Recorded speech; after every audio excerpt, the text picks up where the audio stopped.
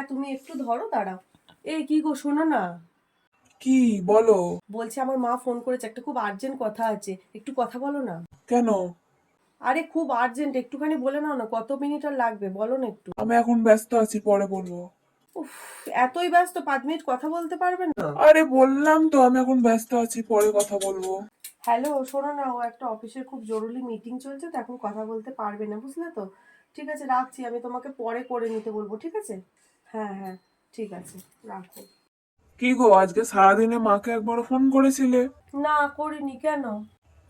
মা যে আজকে 3 দিন হলো বাড়িতে নেই, মাসির বাড়ি গেছে, একবারও খোঁজ খবরও নেওয়ার প্রয়োজন মনে করো না নাকি? আচ্ছা, তোমাকে যে আমি সেদিনকে বলেছিলাম আমার মায়ের সাথে 5টা মিনিট কথা বলতে, খুব আর্জেন্ট ছিল, তুমি বলেছিলে। না, আমি তো অফিসের কাজে সেদিন ব্যস্ত ছিলাম। বাহ, তুমি অফিসের কাজে ব্যস্ত ছিলে বলে ফোন করতে পারোনি, আর কোনোদিন করো না তুমি। আমি যখন বলি তখনই তুমি খোঁজ নাও কিংবা ফোন করো, আর আমি সারাদিন বাড়িতে শুয়ে বসে থাকি না, আমি সারাদিন তোমার মাকে ফোন করে খোঁজ নেবো, কথা বলবো। আচ্ছা, তুমি কোনোদিন বিয়ের পর থেকে আজ পর্যন্ত আমার মাকে নিজে হতে ফোন করেছো, খোঁজ নিয়েছো? কোনো দিনও নাওনি, আমি যখন বলি তখনই তুমি একমাত্র খোঁজ নাও।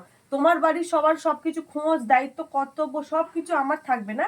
আর আমার বাড়ির কোনো কিছু দায়িত্ব কর্তব্য তোমার নেই, তাই না? সেখানে সবকিছু দায়িত্ব কর্তব্য শুধু আমারই থাকবে, তাই তো? এটা কি হলে কি করে হবে? আমার আমার যখন মনে হবে আমি তখন তোমার মাকে ঠিক ফোন করে কথা বলে নেবো, তোমাকে এটা বারবার করে বলতে হবে না।